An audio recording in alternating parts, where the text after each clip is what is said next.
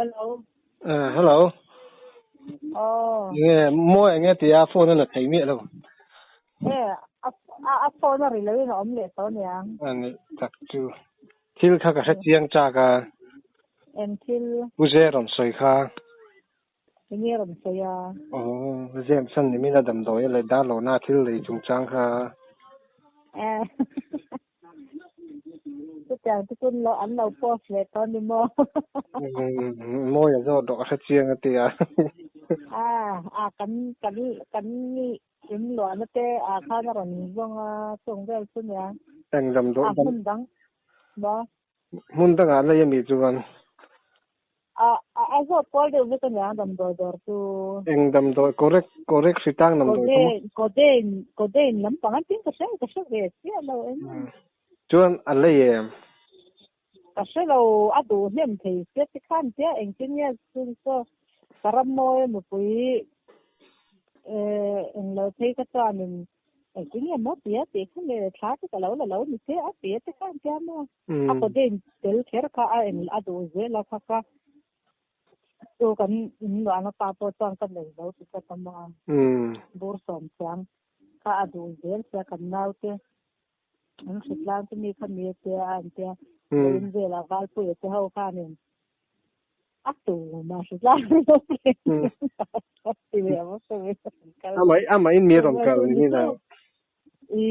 Urin zuala panuan ti kurdo cái tu nung lam chang to khang ka zuk mo ma ta ra chua anh phải le hai to me lâu zong na so de me min về kan bazar về lan sai na sa khop me an ta ma dam doi về la tan lâu en pol na sa ya Đây tu ra mu nghe mu ka sa cha ka. Kasi lâu re ha kasi vi sa lâu re ha kan ken lâu pa to na pe lâu sim si mo kan nei sa ta Indoor luat nu pate mo. Kan dor lo ana te ni han na le la ma dam dor nei ve ta mo to me ve so Ni tak. akal hi tur ban kal chin ni ta po mo an ban zong chin te Ni tak chu.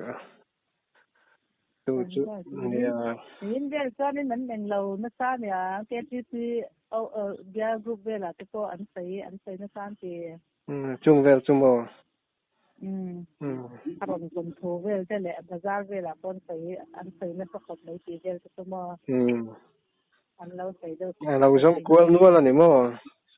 anh yang đầm đồi ra hoa cho nên em yêu cái này ado nem sẽ anh em lâu bắt lót thì về cái mò có bắt mày có rồi cứ tùy bắt xe luôn Ka siết chen zel kha tha ka ti thil. nè có vẻ là Ni tak chu. nghe mang ur cái tuần đâm đầu tên Dan ne he. Tra khuma pui am lu pui deu chi.